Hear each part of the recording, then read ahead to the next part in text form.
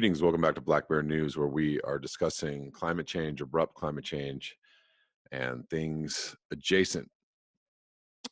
Apologize for my absence. I was working on a music project and had some other things going on, and so the last 48 hours of my life were completely wall-to-wall taken up by other things. But I'm back in the saddle, as they say. Wanted to bring a couple things to you today. First off, one of our followers, Philip Stone, had his boat destroyed by ice. I think in the last month.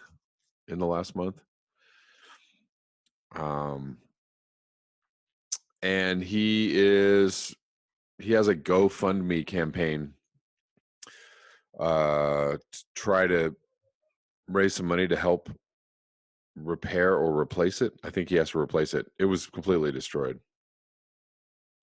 And I think this is where he lived. So if you would like to help Philip, I'm going to link the link below, and you guys, can check out his GoFundMe campaign and help him out if you can. So I'm going to start with this article from Axios. This is from March 7th by Andrew Friedman. The headline is "Ice in the Bering Sea Drops to Lowest Level Since 1850." And I don't know if the level was as low as in 1850, or that's the first recording, extent recording was measured. Most likely that was the first extent measured. For the second straight year, so we are below 2018 level of Bering Sea ice, daily ice extent. For the second straight year, the Bering Sea, a turbulent and bountiful stretch of the northern Pacific Ocean, is virtually ice-free at a time of year when it should be gaining ice. I saw a few things about this over the last week or two. I mean, it's ice-free when it should be. There should be some ice there. The ice pack's ebb and flow each year has far-reaching consequences for the broader Bering Sea ecosystem, including determining the reach and abundance of prized fish species such as Alaska pollock and Pacific cod. This is the richest fishing ground in the U.S., featured in the Discovery Channel's Deadliest Catch. The big picture scientists who keep close tabs on this region say the ice's early melt is upending life in the last frontier. It also portends consequences for the lower 48 states and beyond. In a new study published in Earth's Future on Thursday, scientists warn that Arctic climate change is already reverberating far outside the region. By the end of February, Bering Sea ice extent was lower than it has been since written records began in 1850. The March 6th departure from the long-term average shows that an area of ice equivalent to California and Montana combined is missing from the Bering Sea. It is March. Dick Tommen, a scientist at the Alaska Center for Climate Assessment and Policy, tells Axios that a combination of unusually mild ocean waters and a persistent anomalous weather pattern combined to decimate the region's sea ice cover. 1 year maybe is a fluke. 2 years sure looks like we've crossed a threshold now. Since January 23rd, a series of 16 powerful low-pressure systems have moved north from the Pacific into the Bering Sea region, bringing heavy precipitation and mild southerly winds. These winds have vaulted warm, moist air into the region and northward into the Arctic. They've also broken up the thin ice cover. The impact: March is normally when people would be crabbing and fishing out on the ice. That's not happening now. There's no ice. The sea ice loss makes hunting animals like walrus and seals, which serve as key food sources for native Alaskans and coastal villages, far more risky. It's much harder to haul a dead walrus into a boat than up onto solid ice. Communities exposed to high seas are seeing severe erosion and threats to their infrastructure. Diana Hacker, a reporter from the Nome Nugget newspaper in Nome, Alaska, tells Axios in an email the disappearance of sea ice and the ensuing weather is not only impacting our lives, it is disrupting life and is forcing each of us, hunter or not, to refocus our energy on sheer survival.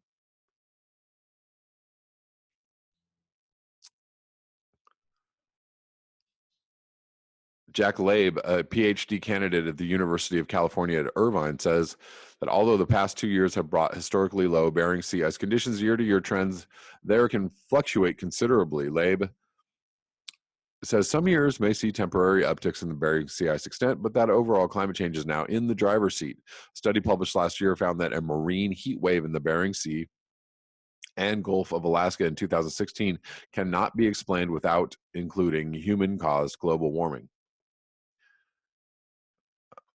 What's needed? Toman says residents of the lower 48 should be aware and concerned about what's happening in Alaska. The environment is changing and it's impacting your fellow Americans now. The bottom line, the loss of sea ice could change ocean temperatures, salinity, and currents enough to alter the distribution and abundance of commercially valuable fish in this region.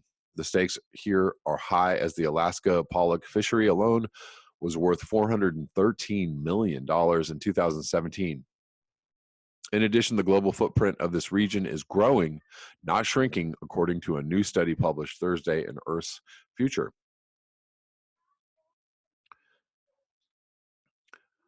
That's not good. We're going to move on to another article from Live Science. Your dumb party balloons are killing all the seabirds. This is from March 5th by Mindy Weisberger. Forget about plastic straws. The deadliest ocean garbage for seabirds is balloons. In a recent survey of over 1,700 dead seabirds, more than a quarter of the deaths were linked to eating plastic. 4 in 10 of those deaths were caused by soft debris, such as balloons, which are often made of plastic, even though it made up only 5% of the inedible trash in the birds' stomachs. Seabirds frequently snap up floating litter because it looks like food. Once swallowed, it can obstruct birds' guts, cause them to starve to death. If a seabird swallows a balloon, it's 32 times more likely to die than if it had gulped down a piece of hard plastic, researchers reported in a new study. Among the birds we studied, the leading cause of death was blockage of the gastrointestinal tract, followed by infections or other complications caused by gastrointestinal obstructions. Lead study author Lauren Roman, a doctoral candidate with the Institute for Marine and Antarctic Studies at the University of Tasmania in Australia, said in a statement, with an estimated 280,000 tons of floating marine debris worldwide, about half of all seabird species are thought to ingest plastic on a daily basis. The study authors reported birds are especially likely to swallow dangerous balloons because they closely resemble squid, according to the study. And on and on and on. Your good time is the death of of other animals. Our human, the human species, our good time is at the expense of life on the planet. Moving on to I don't know how long this article is. Might be pretty long. This article is from The New Yorker. It is from March 6th by Rachel Reiterer. The Other Kind of Climate Denialism. The Uninhabitable Earth, David Wallis Wells' new book about how climate change will affect human life begins. It is worse, much worse than you think. In super hot cities, roads will melt and train tracks will buckle. At 5 degrees of warming, much of the planet would be in constant drought. With just 6 meters of sea level rise, an optimistic projection, land where 375 million people currently live will be underwater. Some of the apocalyptic stories aren't from the future, but are recent past. In the Paradise Campfire of late 2018, people fleeing the flames found themselves sprinting past exploding cars, their sneakers melting to the asphalt as they ran. To anyone who has been paying attention, the broad strokes of the uninhabitable Earth come as no surprise. I'm gonna stop right here, and I, I don't really talk about this too much. There's people that talk about directed energy weapons, starting these fires. And some of this, something I wanted to point out, some of this work or some of this idea about directed energy weapons comes from somebody who I actually admire their science, the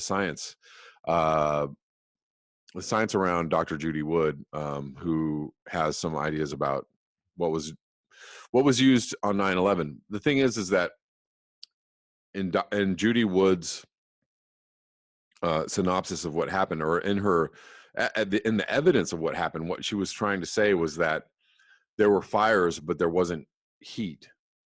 The whatever was being used, and she doesn't really name it. There were things that were glowing as if they were on fire. She also was talking about the rescue workers on 9/11 supposedly being out in these hot spots, but their boots weren't melting. So there was a different kind of energetic effect. There was destruction, and there were things happening, but it didn't necessarily make a lot of heat, or didn't have effects that you would normally associate with heat. Anyways, so I'm totally bringing in something from left field right now into this conversation, but the reason why I say this is because when people talk about, directed energy weapons started these fires, they always talk about how hot the fires are, or how this is so anomalous, which actually, so it's anomalous, too hot to be a forest fire or whatever. I don't know which one is it, so you kind of have, if it's based on the same kind of idea, it doesn't make a lot of sense. You know what I'm saying? Do y'all follow me? You wouldn't have extreme heat with a directed energy weapon unless that was the point. But the cause of the cause of the extreme heat is that the drought is causing the brush and the forest and the trees to be so flammable that it creates a situation where it's a very hot flame. Anyways, moving back to this article. Sorry for the little sidetrack. To anyone, and I welcome comments and discussion on this, by the way. To anybody who's hip to the the science or the evidence surrounding this, it's cool.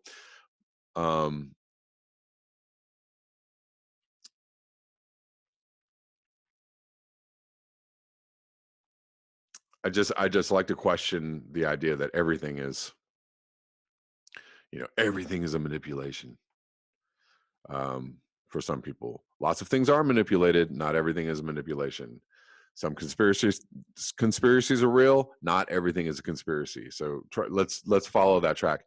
I only bring this up because I've had a few conversations on this channel and other places with people who go with the whole, like, we live in a matrix and everything is controlled. I don't know about that, guys. Try and dial that back just a little bit, because it's getting in the way of actually seeing reality. To anyone who has been paying attention, the broad strokes of the uninhabitable Earth come as no surprise. We are racing toward, in fact, have already entered an era of water shortage, wildfire, sea level rise, and extreme weather. To read the book is to ask hard questions about one's own future. When will the city where I live be flooded? Where should I live when it does? Where will my future children live? Should I have children at all? Yet, Wallace Wells has also stressed that there is no place for fatalism. In an interview with NPR, he said that every inch of warming makes a difference.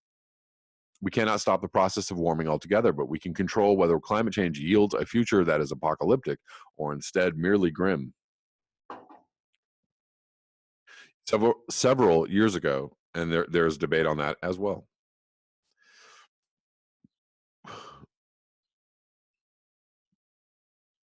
Um,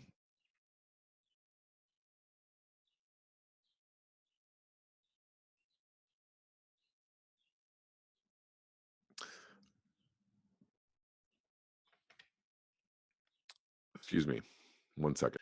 Several years ago, I asked the climate activist and writer Bill McKibben how he was able to keep from falling into depression, given how much time he devotes to thinking about climate change. He answered that fighting is the key. It's only despairing if you think that you can't take on the problem. It's the greatest fight in human history, one whose outcome will reverberate for geologic time, and it has to happen right now, he said. In 2008 and 2009, the American Psychological Association put together a task force to examine the relationship between psychology and climate change. It found that although people said that climate change was important, they did not feel a sense of urgency. The task force identified several mental barriers that contributed to this blasé stance. People were uncertain about climate change, mistrustful of the science, or denied that it was related to human activity. They tended to minimize the risks and believe that there was plenty of time to make changes before the real impacts were felt. Just 10 years later, these attitudes about climate feel like ancient relics, but two key factors which the task force identified as keeping people from taking action have stood the test of time. One was habit, and the other was lack of control. Ingrained behaviors are extremely resistant to permanent change, the group stated. People believe their actions would be too small to make a difference and choose to do nothing. Wallace Wells hits this note in his book too, writing, we seem most comfortable adopting a learned posture of powerlessness. As uncertainty and denial about climate have diminished, they have been replaced by similarly paralyzing feelings of panic, anxiety, and resignation. As we begin to live through the massive dangers imparted by climate change, as one psychologist put it to me, we are in psychological terrain, whether we like it or not. John Fraser is a conservation psychologist who studied burnout and trauma among people doing environmental work. We have to move beyond terrorizing people with disaster stories, he told me. Responses to climate change are often discussed as a spectrum, with denial and disengagement on one end and intense alarm on the other. We are getting more alarmed. In 2009, a Yale and George Mason study grouped Americans' responses to climate into 6 categories: alarmed, concerned, cautious, disengaged, doubtful, and dismissive. How about a 7th category? Doomer. In 2009, 18% were alarmed. I guess doomer might be alarmed, but maybe I think doomer is beyond alarmed. In 2009, 18% were alarmed, and in 2018, that number had risen to 29%. Fraser wants people to feel not alarmed, but activated, and he takes a relentlessly positive, solutions-oriented attitude. We got trains all the way across America in a few years and people on the moon in a few years, he said, and ideas for climate moonshots abound. Remember, when those projects were initiated, nobody was like, where are we going to get the money from? We can't afford it. Nobody said that. They just did it. As Trump famously said while he was in the 2016 race, he's like, we just print money. That's where we get money. And that's what happens. You just print it. And ideas for climate moonshots anyways. Negative carbon emissions plants are prohibitively expensive, but they do exist. Some advocate for reviving nuclear power. No. Proponents of a Green New Deal call for ending fossil fuel extraction and subsidies and radically expanding public transportation. In Silicon Valley, ideas are emerging that rely less on politics than on technology, like flooding some deserts to grow carbon-sucking algae beds or using electrochemistry to get rocks to absorb carbon from the air. Fraser believes that the most productive way to communicate about environmental problems is to emphasize the positive solutions that exist. What we need to promote is hope, he said. The first step to a healthy response is feeling that the problem is solvable. Obviously, lots of debate around that. Is it appropriate to feel terrified? No, Fraser said, because you just shut down. And some people think that maybe feeling terrified is a way to actually get people to take action. I don't know.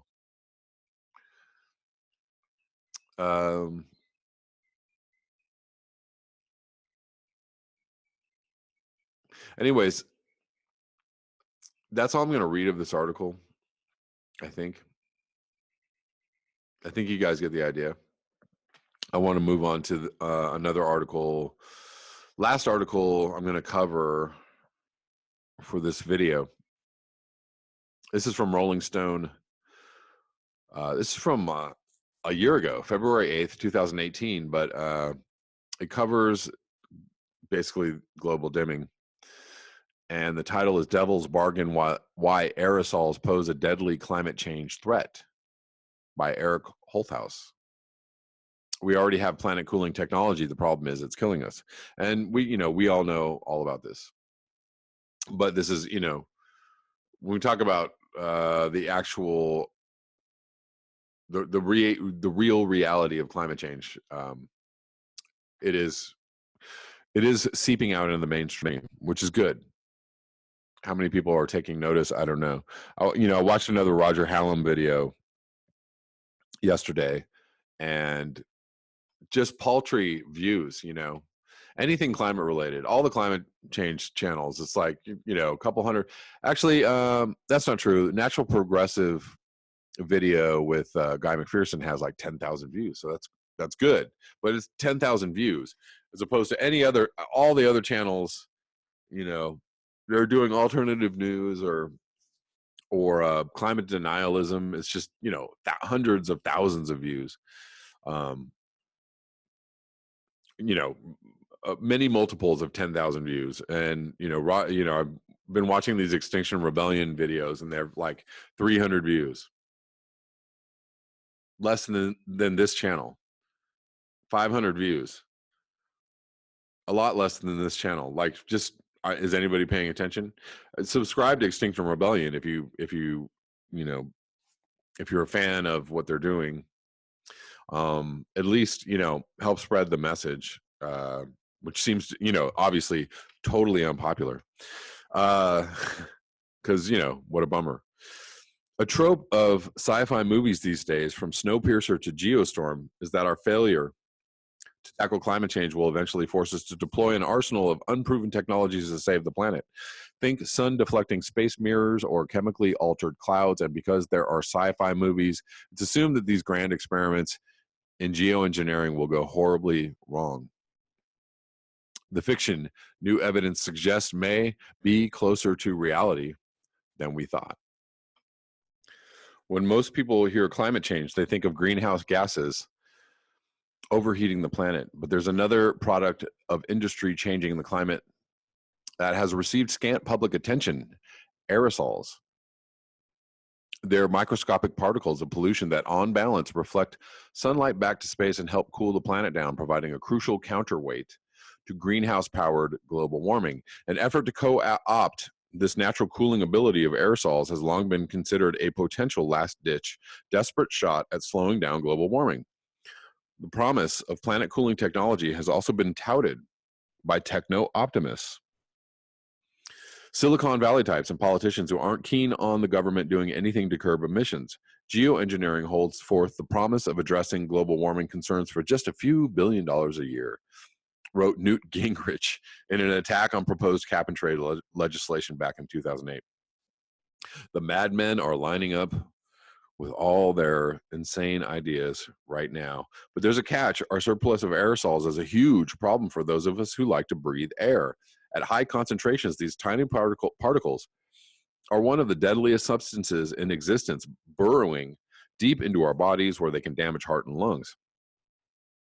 Air pollution from burning coal, driving cars, and using fire to clear land, among other activities, is the fourth leading cause of death worldwide, killing about 5.5 million people each year.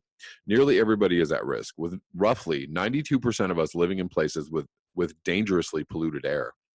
That alone makes reducing air pollution a necessary goal. And yet we can't live without aerosols, at least some of them. Natural aerosols, bits of dust, salt, smoke, and organic compounds emitted from plants are an integral part of the planet's atmosphere. Clouds probably wouldn't be able to make rain without them. But as with greenhouse gases, human activity has resulted in too many aerosols. The excess is air pollution, with the bulk of human-emitted aerosols lingering in the lower atmosphere, worsening the impact on our health. The result is a devil's bargain. Aerosols are necessary for normal weather and help moderate rising temperatures, but they're also killing us. Turns out We have been unwittingly geoengineering for decades, and just like in the movies, it's gone off the rails. According to a new study, we might be locked in this deadly embrace. Research by an international team of scientists recently published in the journal Geophysical Research Letters says that the cooling effect of aerosols is so large that it has masked as much as half of the warming effect from greenhouse gases. So aerosols can't be wiped out. Take them away, and temperatures would soar overnight. See 9/11, when the plane stopped flying in the U.S., the global average temperature went up by 1 degree Celsius. Turns out we have been unwittingly geoengineering for decades, and just like in the movies, it's gone off the rails. People have been aware of the influence of aerosols for centuries. In the 1200s, Londoners complained about the clouds of coal smoke. That's right, way back in the day. London was an extremely polluted city, and then most large cities were extremely polluted in the Western world until we came up with laws and agencies like the EPA to help us not live in clouds of smoke. And so we shifted all our industrial pollution over to third world countries. So now we think that there's no climate change because we don't breathe in or see the smoke that we used to see 50 years ago, because humans have no long-term memory or no sense of perspective. But whatever, as long as you're okay right here in the moment, then everything's fine. Let's see. In 1783, Benjamin Franklin observed that tiny particles from volcanic eruptions tended to chill the weather. Throughout the late 1800s and early 1900s, dense smoke from coal blocked out daylight in Chicago, Pittsburgh, St. Louis, and scores of other cities. In 1990, the first report of the Intergovernmental Panel on Climate Change, a select group of the world's top experts on climate science, said there is no doubt that aerosol particles influence the Earth's climate. Mount Pinatubo in the Philippines erupted the next year, providing a natural laboratory for studying aerosols' impact. The resulting research gave scientists solid evidence that particles in the atmosphere tended to cool the planet. In the decades that followed, scientists continued to puzzle over exactly how aerosols from tailpipes and smokestacks alter the weather, in part because the particles are incredibly difficult to study. Scientists have sought there's incredibly difficult. So we don't know. Scientists have sought out. I understand, but still, the language. Scientists have sought out remote corners of the globe far from industrial pollution, like the seas around Antarctica, to research them. Since aerosols are much bigger than air molecules, they tend to fall out of the sky within days or weeks after they are released, a relatively short lifespan. There's also a 10,000-fold range in their sizes and a wide variety of sources, making their behavior relatively unpredictable. Black carbon aerosols from forest fires, for example, tend to suppress cloud formation by warming the air and making tiny water droplets evaporate. Sulfate aerosols from burning coal can make clouds grow bigger and rainstorms stronger. There's documented evidence that thunderstorms in China vary on a weekly cycle in tune with factory schedules. As the English like to say. What's clear is that they're cooling us off. If we magically transform the global economy overnight and air pollution fell to near zero, we'd get an immediate rise in global temperatures of between 0.5 and 1.1 degree, and some people say more like 3. According to the new study, for reference, the climate has warmed about 1.2 degrees Celsius since the start of the Industrial Revolution in the 19th century. The warming would be concentrated over the major cities of the northern hemisphere, close to where most aerosols are emitted. In the hardest hit parts of highly urbanized East Asia, for example, the complete removal of aerosols would likely have a bigger effect than all other sources of climate change combined. Temperatures in the Arctic could jump as much as 4 degrees Celsius, a catastrophe that would shove the region further toward a permanently ice-free state. Yeah. The Arctic is already in the 4 degree range Celsius above. They're much hotter than the entire global average.